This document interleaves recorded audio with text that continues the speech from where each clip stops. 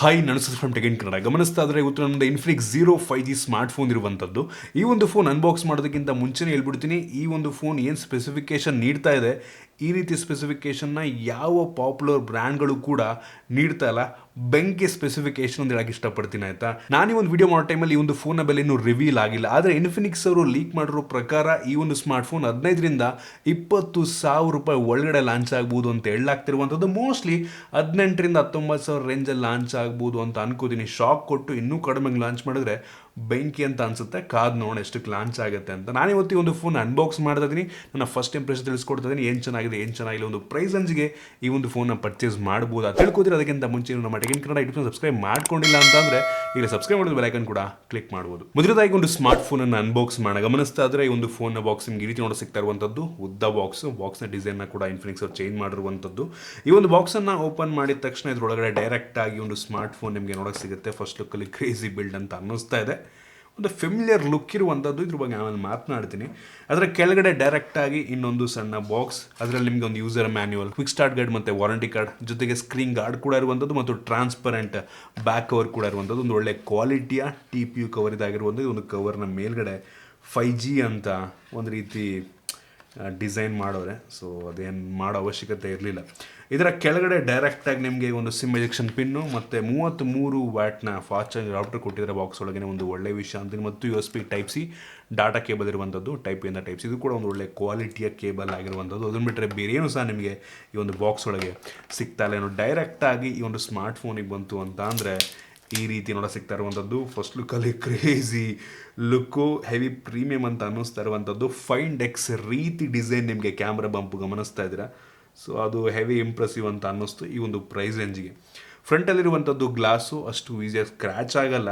ಮುಂದ್ಗಡೆ ಒಂದು ದೊಡ್ಡ ಪಂಚೋಲ್ ಇರುವಂಥದ್ದು, ಆಯಿತಾ. ಸಣ್ಣ ಪಂಚೋಲ್ ನೀಡ್ಬೋದಾಗಿತ್ತು ಅಂತ ಅನ್ಕೋತೀನಿ. ಬೆಸಲ್ ಆಲ್ಮೋಸ್ಟ್ ಎಲ್ಲ ಕಡೆ ಕಡಿಮೆ ಇರುವಂಥದ್ದು. ಬಾಟಮ್ ಒಂದು ಸ್ವಲ್ಪ ಜಾಸ್ತಿ ಅನ್ನಿಸ್ತು. ಸ್ಕ್ರೀನ್ ಗಾರ್ಡ್ ಅವ್ರು ಹಾಕಿಲ್ಲ, ಬಟ್ ಬಾಕ್ಸ್ ಒಳಗೆ ಕೊಟ್ಟಿದ್ದಾರೆ, ಹಾಕೊಂಡ್ರೆ ತುಂಬ ಒಳ್ಳೆಯದು. ಫ್ರಂಟಿಂದ ಒಂದು ನಾರ್ಮಲ್ ಲುಕಿಂಗ್ ಫೋನ್, ಆಯಿತಾ. ಯೂಶಲಿ ಈ ಪ್ರೈಸಲ್ಲಿ ಯಾವ ಫೋನ್ ತೊಗೊಂಡ್ರು ಕೂಡ ಈ ರೀತಿ ಪಂಚೋಲ್ ಕ್ಯಾಮ್ರಾನೇ ಇರುತ್ತೆ. ಸೊ ಅದೇ ರೀತಿ ಇರುವಂಥದ್ದು. ಇನ್ನೊಂದು ಸ್ಪೆಷಾಲಿಟಿ ಏನಪ್ಪ ಅಂತಂದರೆ ಫ್ರಂಟಲ್ಲೂ ಕೂಡ ನಿಮಗೆ ಫ್ಲ್ಯಾಶ್ ಸಿಗ್ತಾ ಇರುವಂಥದ್ದು, ಆಯಿತಾ. ಫ್ಲ್ಯಾಶ್ ಇದೆ. ಸೊ ಸಣ್ಣ ಬೆಸಲ್ ಆದರೂ ಕೂಡ ಫ್ಲ್ಯಾಶ್ಗೂ ಕೂಡ ಜಾಗವನ್ನು ಮಾಡಿದರೆ ಸೂಪರ್ ವಿಷಯ ಅಂತ ಅಂತೀನಿ. ಹಿಂದ್ಗಡೆಗೆ ಬಂತು ಅಂತ ಅಂದರೆ ಗಮನಿಸ್ತಾ ಇದ್ದಾರೆ, ನೋಡೋದಕ್ಕೆ ಒಂದು ರೀತಿ ಗ್ಲಾಸ್ ಬ್ಯಾಕ್ ರೀತಿ ಕಂಡ್ರೂ ಸಹ ಇದೊಂದು ಪ್ಲಾಸ್ಟಿಕ್ ಬ್ಯಾಕ್ ಆಗಿರುವಂಥದ್ದು. ತುಂಬ ಸ್ಮಡ್ಜಸ್ ಆಗುತ್ತೆ. ಸೊ ಬ್ಯಾಕ್ ಕವರ್ ಹಾಕೊಂಡ್ರೆ ತುಂಬ ಒಳ್ಳೆಯದು ಮತ್ತು ಸ್ಕ್ರ್ಯಾಚ್ ಆಗುವಂಥ ಸಾಧ್ಯತೆ ಕೂಡ ಇರುತ್ತೆ. ಸೊ ಹುಷಾರಾಗಿ ನೋಡ್ಕೊಳ್ಳಿ. ಬ್ಯಾಕ್ ಕವರ್ ಕೊಟ್ಟಿದ್ದಾರೆ, ಅದನ್ನು ಹಾಕೊಂಬಿಡಿ. ಹಿಂದ್ಗಡೆ ನಿಮಗೆ ಲುಕ್ ವೈಸ್ ಒಂದು ಹೆವಿ ಪ್ರೀಮಿಯಮ್ ಅನ್ಸುತ್ತೆ. ಹೇಳಿದ ನಾನು ಆಗಲೇ ಫೈಂಡ್ ಎಕ್ಸ್ ರೀತಿ ಅನಿಸುತ್ತೆ. Heavy premium, heavy clean design ಅಂತ ಅನ್ನಿಸ್ತಾ ಇರುವಂಥದ್ದು ನನಗೆ. ಹಿಂದ್ಗಡೆ ನಿಮಗೆ ಟ್ರಿಪಲ್ ಕ್ಯಾಮ್ರಾ ಸೆಟಪ್ ಮತ್ತು ಕ್ವಾಡ್ LED ಫ್ಲ್ಯಾಶ್, 4 ಫ್ಲ್ಯಾಶ್ ಇರುವಂಥದ್ದು. ಹಿಂದ್ಗಡೆ ಯಾವುದೇ ಫಿಂಗರ್ ಪ್ರಿಂಟ್ ಸೆನ್ಸರ್ ಇಲ್ಲ. ಸೊ ನಮಗೆ ಗೊತ್ತಾಗ್ತಿರುವಂಥದ್ದು ಈ ಒಂದು ಫೋನಲ್ಲಿ side mounted finger print sensor ಇದೆ ಅಂತ. ಈ ಒಂದು ಫೋನ್ ಇರುವಂಥ ಫ್ರೇಮ್ ಪ್ಲಾಸ್ಟಿಕ್ ಫ್ರೇಮ್. ಯೂಶಲಿ ಪ್ರೈಸಲ್ಲಿ ಎಲ್ಲರೂ ಕೂಡ ಪ್ಲಾಸ್ಟಿಕ್ ಫ್ರೇಮ್ನೇ ಕೊಡ್ತಾರೆ. ಮತ್ತು USB Type-C ಪೋರ್ಟ್, 3.1 ಹೆಡ್ಫೋನ್ ಜಾಕ್ನ ಪೋರ್ಟ್ಸ್ ಇರುವಂಥದ್ದು ಮತ್ತು ಡೆಡಿಕೇಟೆಡ್ SD ಕಾರ್ಡ್ ಸ್ಲಾಟ್ ಕೂಡ ಇರುವಂಥದ್ದು. ಒಂದು ಒಳ್ಳೆ ವಿಷಯ ಅಂತೀನಿ.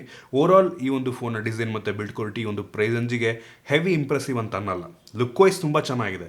ಬಿಲ್ಡ್ ಕ್ವಾಲಿಟಿ ಗ್ಲಾಸ್ ಬ್ಯಾಕ್ ಕೊಟ್ಟಿದ್ರೆ ಕ್ರೇಜಿ ಗುರು ಅಂತ ಇದೆ, ಬಟ್ ಕೊಟ್ಟಿಲ್ಲ. ಈ ಪ್ರೈಸಲ್ಲಿ ಮೋಸ್ಟ್ ಆಫ್ ದ ಫೋನ್ಗಳು ಪ್ಲಾಸ್ಟಿಕ್ ಬ್ಯಾಕ್ನ ಜೊತೆಗೇ ಬರ್ತವೆ. ಇವರು ಕೂಡ ಕೊಟ್ಟಿದ್ದಾರೆ. ಸೊ ಓಕೆ ಅಂತೀನಿ, ಹೆವಿ ಇಂಪ್ರೆಸಿವ್ ಅಂತ ಅನ್ನಲ್ಲ. ಇನ್ನು ಈ ಒಂದು ಫೋನ್ನ ಡಿಸ್ಪ್ಲೇ ಬಗ್ಗೆ ಮಾತನಾಡಬೇಕಂತ ಅಂದರೆ ಒಂದು ಫೋನಲ್ಲಿ 6.78 ಇಂಚಿನ ಫುಲ್ HD+ ರೆಸೊಲ್ಯೂಷನ್ ಹೊಂದಿರುವಂಥ IPS LCD ಡಿಸ್ಪ್ಲೇ ಇರುವಂಥದ್ದು. ಈ ಒಂದು ಫೋನ್ ಇರುವಂಥ ಡಿಸ್ಪ್ಲೇ 120 ಹರ್ಟ್ಸ್ನ ರಿಫ್ರೆಶ್ ರೇಟನ್ನು ಹೊಂದಿರುವಂಥದ್ದು. ಸೂಪರ್ ವಿಷಯ. ನಿಮಗೆ ಈ ಒಂದು ಬೆಲೆಗೆ ಅಮೋಲೆಡ್ ಡಿಸ್ಪ್ಲೇನ ಹೊಂದಿರುವಂಥ ಫೋನ್ಗಳು ಕೂಡ ಸಿಗ್ತವೆ. ಆದರೆ ಇವರು 120 ಹರ್ಟ್ಸ್ನ ರಿಫ್ರೆಶ್ ರೇಟ್ನ ಜೊತೆಗೆ ಕೊಟ್ಟು ಕಾಂಪನ್ಸೇಟ್ ಮಾಡಿದ್ರೆ ಅಂತ ಅನ್ಕೋತೀನಿ, ಆಯಿತಾ. ಡಿಸ್ಪ್ಲೇ ಕ್ಲಾರಿಟಿ ಚೆನ್ನಾಗಿದೆ, ತುಂಬ ಬ್ರೈಟಾಗಿ ಕೂಡ ಇರುವಂಥದ್ದು. ಸೊ ಇಂಪ್ರೆಸ್ ಮಾಡ್ತು ನನಗೆ ಒಂದು ಲೆವೆಲ್ಗೆ, ಆಯಿತಾ. 500 ನಿಟ್ಸ್ನ ಪೀಕ್ ಬ್ರೈಟ್ನೆಸ್ಸನ್ನೇ ಒಂದು ಫೋನ್ ಹೊಂದಿರುವಂಥದ್ದು. ವ್ಯೂಯಿಂಗ್ ಆ್ಯಂಗಲ್ಸ್ ಚೆನ್ನಾಗಿದೆ, ನನಗೆ ಓಕೆ ಅನ್ನಿಸ್ತು. ಮೋಸ್ಟ್ ಆಫ್ ದ ಫೋನ್ಗಳು ಒಂದು ಅಮೋಲೆಡ್ 90 ಹರ್ಟ್ಸ್ನ ಜೊತೆಗೆ ಬರ್ತವೆ, ಅಥವಾ ಅಮೋಲೆಡ್ 60 ಹರ್ಟ್ಸ್ನ ಜೊತೆಗೆ ಬರ್ತವೆ, ಅಥವಾ ಯೂಶಲಿ IPS ಇದೇ ರೀತಿ 120 ಹರ್ಟ್ಸ್ನ ಜೊತೆಗೆ ಬರ್ತವೆ. ಇವರು ಕೂಡ 120 ಹರ್ಟ್ಸ್ ಕೊಟ್ಟು ಕಾಂಪನ್ಸೇಟ್ ಮಾಡಿದರೆ ಸೊ ಓಕೆ ಅಂತೀನಿ. ಇನ್ನು ವೇರಿಯಂಟ್ಗಳ ಬಗ್ಗೆ ಮಾತನಾಡಬೇಕಂತ ಅಂದರೆ ಸದ್ಯಕ್ಕೆ ಒಂದು ಫೋನ್ ಒಂದೇ ಒಂದು ವೇರಿಯಂಟಲ್ಲಿ ಲಾಂಚ್ ಆಗ್ತಾ ಇರುವಂಥದ್ದು. 8GB RAM ಮತ್ತು 128GB ಸ್ಟೋರೇಜ್, ಆಯಿತಾ. ನಿಮ್ಮೆಲ್ಲರಿಗೂ ಶಾಕ್ ಆಗ್ಬೋದು ಈ ಒಂದು ವಿಷಯನ ಕೇಳಿ. ಈ ಒಂದು ಫೋನ್ದಿರುವಂಥ ರ್ಯಾಮ್ LPDDR5X ರ್ಯಾಮು. 5X ಹೌದು, ಕ್ರೇಜಿ ಅಂತ ಹೇಳಕ್ಕೆ ಇಷ್ಟಪಡ್ತೀನಿ. ನಂಗನ್ನಿಸ್ತಂಗೆ ಒಂದು ಪ್ರೈಸಲ್ಲಿ ಮೋಸ್ಟ್ ಆಫ್ ದ ಫೋನ್ಗಳು ಈ ಒಂದು DDR5 ರ್ಯಾಮನ್ನು ಕೊಡೋದಿಲ್ಲ. ಕೆಲವು ಬೆರಳಿಕೆಯಷ್ಟು ಫೋನ್ಗಳು ಇರ್ಬೋದು ನಿಮ್ಗೆ ಅಷ್ಟೇ, ಆಯಿತಾ. ಈ ಒಂದು ಬ್ರ್ಯಾಂಡ್ ಇನ್ಫಿನಿಕ್ಸ್ ಅಂತ ಬ್ರ್ಯಾಂಡ್ ನೀಡಿರುವಂಥದ್ದು ನನಗೆ ಹೆವಿ ಬೆಂಕಿ ಅನ್ನಿಸ್ತು. ಬೇರೆ ಬ್ರ್ಯಾಂಡ್ಗಳು ಕೂಡ ಇದೇ ರೀತಿ ನೋಡಿ ಕಲ್ತ್ಕೊಬೇಕು ಅಂತ ಅನ್ಕೋತೀನಿ. 17-18 ಸಾವಿರ ಈ ಪ್ರೈಸ್ ರೇಂಜಲ್ಲಿ ತುಂಬ ಕಡಿಮೆ ಫೋನ್ಗಳು DDR5 ರ್ಯಾಮ್ ಕೊಡ್ತಾರೆ. ಜೊತೆಗೆ UFS 3.1 ಕೂಡ ಇರುವಂಥದ್ದು ಬೆಂಕಿ ವಿಷಯ. ತುಂಬ ಫಾಸ್ಟಾಗಿ ರೀಡು ರೈಟು ಸ್ಮೂತ್ ಫೀಲ್ ಕೊಡುತ್ತೆ. DDR5 ಮತ್ತು UFS 3.1 ಎರಡೂ ಕೊಟ್ಟಿರೋದ್ರಿಂದ ಈ ಒಂದು ಫೋನ್ ಕಂಪ್ಲೀಟಾಗಿ ಸ್ಮೂತ್ ಫೀಲ್ನ ಕೊಡುತ್ತೆ. ಬೆಂಕಿ ಒಂಥರ ತುಂಬ ಫಾಸ್ಟಾಗಿ ಅಪ್ಲಿಕೇಶನ್ ಇನ್ಸ್ಟಾಲ್ ಆಗುತ್ತೆ, ಲೋಡ್ ಆಗುತ್ತೆ, ಓಪನ್ ಆಗುತ್ತೆ, ಒಂದು ರೀತಿ ಖುಷಿ ಕೊಡುತ್ತೆ. ಜೊತೆಗೆ 120Hz ಇರೋದ್ರಿಂದ ಫುಲ್ ಸ್ಮೂತಾಗಿ ನ್ಯಾವಿಗೇಟ್ ಮಾಡ್ಬೋದು. ಬೆಂಕಿ ಅಂತೀನಿ. ನೀವು ಡೈರೆಕ್ಟಾಗಿ ಪ್ರೊಸೆಸರಿಗೆ ಬರೋಣ ಆಯಿತಾ. ನಿಮ್ಮೆಲ್ರಿಗೂ ಮತ್ತೆ ಆಶ್ಚರ್ಯ ಆಗ್ಬೋದು, ಈ ಒಂದು ಫೋನಲ್ಲಿ Dimensity 900 ಪ್ರೊಸೆಸರ್ ಇರುವಂಥದ್ದು ತುಂಬ ಪವರ್ಫುಲ್ ಆಗಿರುವಂಥ ಪ್ರೊಸೆಸರ್. ನಾನು ಅಂಥದ್ದು ಬಗ್ಗೆ ಚೆಕ್ ಮಾಡ್ದಂಗೆ 4,75,000 ರೇಟಿಂಗನ್ನು ಕೊಡ್ತಾ ಇರುವಂಥದ್ದು. 4.25 ಲಕ್ಷ ರೇಟಿಂಗ್, ಹೆವಿ ಪವರ್ಫುಲ್ ಆಗಿರುವಂಥ ಪ್ರೊಸೆಸರ್ ಅಂತ ಹೇಳಕ್ಕೆ ಇಷ್ಟಪಡ್ತೀನಿ. ಆರಾಮಾಗಿ ಯಾವ ಗೇಮನ್ನು ಬೇಕಾದರೂ ಒಂದು ಲೆವೆಲಿಗೆ ಹೈ ಸೆಟ್ಟಿಂಗಲ್ಲಿ ಆಡ್ಕೊಬೋದು. BGMIನ ಕೂಡ ಆಡಿದೆ, ಅದು ಕೂಡ ಇಲ್ಲಿ ನಂಗೆ ಲ್ಯಾಗಿ ಅಂತ ಅನ್ನಿಸ್ತಿಲ್ಲ. ಬಟ್ ಸೆಟ್ಟಿಂಗ್ನ ಕೂಡ ನಿಮಗೆ ತೋರಿಸ್ತಾ ಇದ್ದೀನಿ ಆಯಿತಾ. ಸೊ ಸೂಪರ್ ಅಂತೀನಿ. ಯಾವ ಗೇಮ್ ಬೇಕಾದ್ರೂ ಒಂದು ಲೆವೆಲಿಗೆ ಹೈ ಸೆಟ್ಟಿಂಗಲ್ಲಿ ಆಡ್ಕೊಬೋದು. ಹೆವಿ ಫ್ಲ್ಯಾಗ್ಶಿಪ್ ಎಕ್ಸ್ಪೀರಿಯನ್ಸ್ ನೀವು ಅಂದ್ಕೊಳ್ಳೋಂಗಿಲ್ಲ, ಅಷ್ಟು ಎಕ್ಸ್ಪೆಕ್ಟ್ ಮಾಡೋಂಗಿಲ್ಲ. ನೀವು ಕೊಡ್ತಾ ಇರೋವಂಥ ದುಡ್ಡಿಗೆ ಇದಕ್ಕಿಂತ ಒಳ್ಳೆಯ ಪರ್ಫಾರ್ಮೆನ್ಸ್ ಕೊಡುವಂಥ ಪ್ರೊಸೆಸರ್ಗಳು ಕೂಡ ಇದ್ದಾವೆ. ಇದಕ್ಕಿಂತ ಸ್ವಲ್ಪ ಜಾಸ್ತಿ ಹೆವಿ ಅಲ್ಲ, ಇದಕ್ಕಿಂತ ಸ್ವಲ್ಪ ಜಾಸ್ತಿ ಪರ್ಫಾರ್ಮೆನ್ಸ್ ಕೊಡುವಂಥ ಫೋನ್ಗಳು ಕೂಡ ಇದ್ದಾವೆ. ಬಟ್ ಇದು ಕೂಡ ಲೇಟೆಸ್ಟ್ ಪ್ರೊಸೆಸರ್ ಒಂಥರ ಮತ್ತು ಪವರ್ಫುಲ್ ಆಗಿರುವಂಥ ಪ್ರೊಸೆಸರ್. 5G ಪ್ರೊಸೆಸರು ನಿಮಗೆ ಟೋಟಲ್ 13 ಬ್ಯಾಂಡ್ಗಳು ಸಿಗ್ತಾ ಇರುವಂಥದ್ದು ಆಯಿತಾ. ಸೊ ಅದರಿಂದ ಈ ಒಂದು ಫೋನ್ ನನಗನ್ನಿಸ್ದಂಗೆ ಇಂಪ್ರೆಸಿವ್ ಪರ್ಫಾರ್ಮೆನ್ಸನ್ನು ಕೊಡುತ್ತೆ. ಡೇ ಟು ಡೇ ಟಾಸ್ಕ್ ಮಾಡೋದಕ್ಕೆ ಯಾವ ತೊಂದರೆನೇ ಆಗೋದಿಲ್ಲ. ಸೊ ಇಂಪ್ರೆಸಿವ್ ಅಂತ ಹೇಳಕ್ಕೆ ಇಷ್ಟಪಡ್ತೀನಿ. ಇನ್ನು ಕ್ಯಾಮ್ರಾ ಬಗ್ಗೆ ಮಾತನಾಡಬೇಕಂತ ಅಂದರೆ ಒಂದು ಫೋನಲ್ಲಿ ರಿಯರಲ್ಲಿ ಟ್ರಿಪಲ್ ಕ್ಯಾಮ್ರಾ ಇರುವಂಥದ್ದು. ಅದರಲ್ಲಿ ಮೇನ್ ಸೆನ್ಸಾರ್ 48 ಮೆಗಾಪಿಕ್ಸೆಲ್ನ ಮೇನ್ ಸೆನ್ಸಾರ್, 1.8 ಅಪರ್ಚರ್. ನನಗೆ ಹಾನೆಸ್ಟ್ಲಿ ಶಾಕ್ ಆಯಿತು, ಇಷ್ಟು ಒಳ್ಳೆಯ ಕ್ವಾಲಿಟಿಯ ಫೋಟೋವನ್ನು ನೋಡಿ ಗಮನಿಸ್ತಾ ಇದ್ರೆ ನೀವೇನಾಯ್ತಾ, ಕ್ರೇಜಿ ಇಂಪ್ರೆಸಿವ್.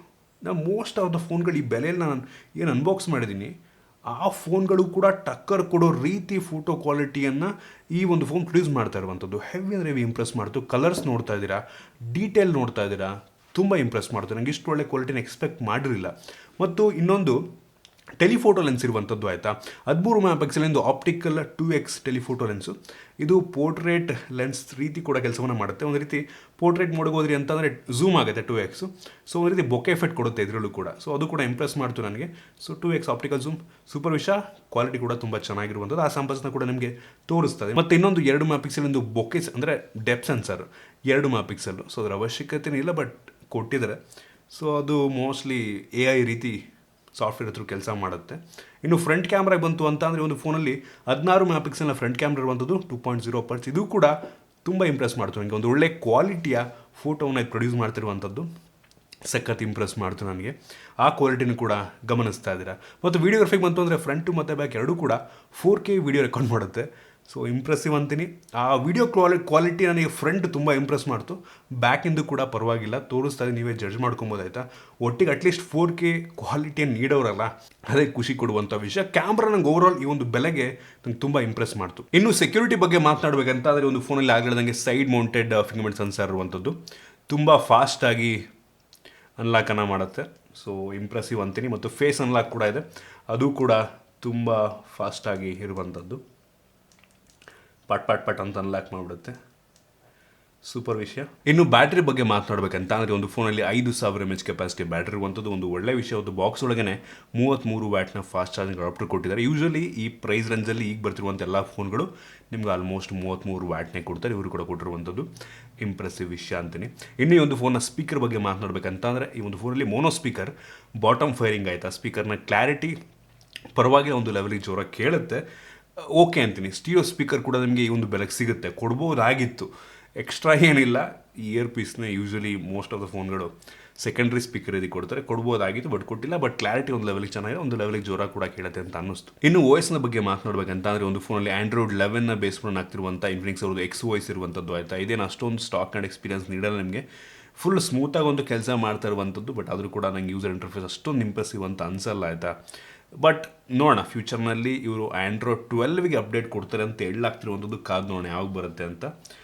ಕೊಟ್ಟರೆ ಐ ಹೋಪ್ ಅವರು ಸ್ವಲ್ಪ ಯೂಸರ್ ಇಂಟರ್ಫೇಸ್ನ ಚೇಂಜ್ ಮಾಡಿದ್ರೆ ಅಂತ. ಒಟ್ಟಿಗೆ ಓವರಾಲ್ ತುಂಬ ಸ್ಮೂತಾಗಿ ಒಂದು ಕೆಲಸ ಮಾಡ್ತಾ ಇರುವಂಥದ್ದು. ಇನ್ನು ಈ ಒಂದು ಫೋನಲ್ಲಿ ನಂಗೆ ಅನ್ನಿಸ್ದಂಗೆ ಯಾವುದೇ ಕ್ಯಾರಿಯರ್ ಅಗ್ರಿಗೇಷನ್ ಇಲ್ಲ. ಅದೆಲ್ಲೂ ಕೂಡ ನನಗೆ LTE+ ಅಂತೆಲ್ಲೂ ತೋರಿಸಲಿಲ್ಲ. ಮತ್ತು ಈ ಒಂದು ಫೋನಲ್ಲಿ ಇಂಪ್ರೆಸಿವ್ ವಿಷಯ ಅನಿಸಿದ್ದು Wi-Fi 6 ಕೂಡ ಇರುವಂಥದ್ದು ಆಯಿತಾ. ಯೂಶಲಿ ಈ ಪ್ರೈಸಲ್ಲಿ ಮೋಸ್ಟ್ ಆಫ್ ದ ಫೋನ್ಗಳಲ್ಲಿ Wi-Fi 6 ಇರೋದಿಲ್ಲ.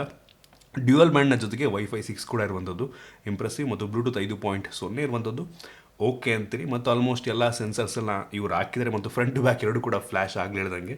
ಸೊ ಇದಿಷ್ಟು ಈ ಒಂದು ಫೋನ್ನ ಕೆಲವೊಂದು ಮೈನ್ ಫೀಚರ್ಸ್. ನೀವು ಅದರ ಕೇಳ್ಬೋದು, ಈ ಒಂದು ಸ್ಮಾರ್ಟ್ ಫೋನನ್ನು ಈ ಒಂದು ಪ್ರೈಸಲ್ಲಿ ಪರ್ಚೇಸ್ ಮಾಡ್ಬೋದಾ ಅಂತ. ನಂಗೆ ಅನ್ನಿಸ್ತಂಗೆ ಇವರು ಆಫರ್ ಮಾಡ್ತಿರುವಂಥ ಪ್ರೈಸಿಗೆ ಈ ಸ್ಪೆಸಿಫಿಕೇಷನ್ ಬೆಂಕಿ ಆಗಿದೆ. ನಂಗೆ ಅನ್ಸ್ತಂಗೆ ಬೇರೆ ಯಾವ ಬ್ರ್ಯಾಂಡು ಕೂಡ ಸದ್ಯಕ್ಕಂತೂ ಇಷ್ಟು ಒಳ್ಳೆ ಸ್ಪೆಸಿಫಿಕೇಷನ್ ನೀಡ್ತಲ್ಲ. ಮತ್ತು ಇನ್ನೊಂದು ಕಾನ್ ನನಗೆ ಮರ್ತೋಯ್ತು, ಇನ್ನೊಂದು ಬೇಜಾರಂಥ ವಿಷಯನಪ್ಪ ಅಂತಂದರೆ ಈ ಒಂದು ಫೋನಲ್ಲಿ ವೈಡ್ L1 ಇಲ್ಲ ಆಯಿತಾ. ಅವರು ಥ್ರೂ OT ಅಂದರೆ ಸಾಫ್ಟ್ವೇರ್ ಅಪ್ಡೇಟ್ನ ಮುಖಾಂತರ ತರ್ತೀವಿ, ತಂದು ಕೊಡ್ತೀವಿ ಅಂತ ಹೇಳ್ತಾ ಇದ್ದಾರೆ. ಬಟ್ ಸದ್ಯಕ್ಕಂತೂ ಈ ಒಂದು ಫೋನ್ನ ಸೇಲ್ ಮಾಡೋ ಟೈಮಲ್ಲಿ ವೈಡ್ L1 ಇಲ್ಲ. ಸೊ ನೀವು 4K ಕಂಟೆಂಟನ್ನು ನೆಟ್ಫ್ಲಿಕ್ಸಲ್ಲಿ ಪ್ಲೇ ಮಾಡೋದಕ್ಕಾಗೋದಿಲ್ಲ. ಸೊ ಅದೊಂದು ನಿಮಗೆ ತಲ್ಲಿಡ್ಕೊಬೇಕಾಗುತ್ತೆ, ಅದೊಂದು ತಲ್ಲಿಡ್ಕೊಡಿ, ಅದು ಹೇಳೋದು ಮರ್ತೋಯ್ತು ನನಗೆ. ಸೊ ಯೋಚನೆ ಮಾಡಿ, ನಿಮಗೆ ಸ್ಪೆಸಿಫಿಕೇಷನ್ ಅಂತೂ ಬೆಂಕಿದೆ, ಆದರೆ ನಿಮಗೆ ಇನ್ಫಿನಿಕ್ಸ್ ಬ್ರ್ಯಾಂಡಲ್ಲಿ ಒಂದು ಫೋನ್ ತೊಗೊಳೋದಕ್ಕೆ ಏನು ತೊಂದರೆ ಇಲ್ಲ ಅಂತ ಅಂದರೆ ಬೇಕಾದ್ರೆ ಒಂದು ಆಪ್ಷನಾಗಿ ಇಟ್ಕೊಬೋದು. ಬಟ್ ಪರ್ಫಾರ್ಮೆನ್ಸ್ ವೈಸು ಇವ್ರು ನಡೆದಿರುವಂಥ ಸ್ಪೆಸಿಫಿಕೇಷನ್ ಹಾರ್ಡ್ವೇರ್ ಇದಂತೂ ಬೆಂಕಿ ಇದೆ ಅಂತ ಹೇಳಕ್ಕೆ ಇಷ್ಟಪಡ್ತೀನಿ. ಸೊ ಇದಿಷ್ಟು ಒಂದು ಫೋನ್ನ ಬಗ್ಗೆ ನಿಮಗೆ ಏನಿಸುತ್ತೆ ಕೆಳಗಡೆ ಕಾಮೆಂಟಲ್ಲಿ ತಿಳಿಸ್ಬೋದು. ಇಷ್ಟ ಬಿಟ್ಟು ಲೈಕ್ ಮಾಡಿ, ಶೇರ್ ಮಾಡಿ. ರೀತಿ ನಮ್ಮ ಬೇರೆ ಬೇರೆ ವೀಡಿಯೋಗಳ ಟೆಕ್ ಇನ್ ಕನ್ನಡ ಸಬ್ಸ್ಕ್ರೈಬ್ ಮಾಡ್ಕೊಂಡಿಲ್ಲ ಅಂತ ಸಬ್ಸ್ಕ್ರೈಬ್ ಮಾಡೋದು, ಬೆಲ್ ಐಕನ್ ಕೂಡ ಕ್ಲಿಕ್ ಮಾಡ್ಬೋದು. ಸಿಗೋಣ ಮುಂದೆ.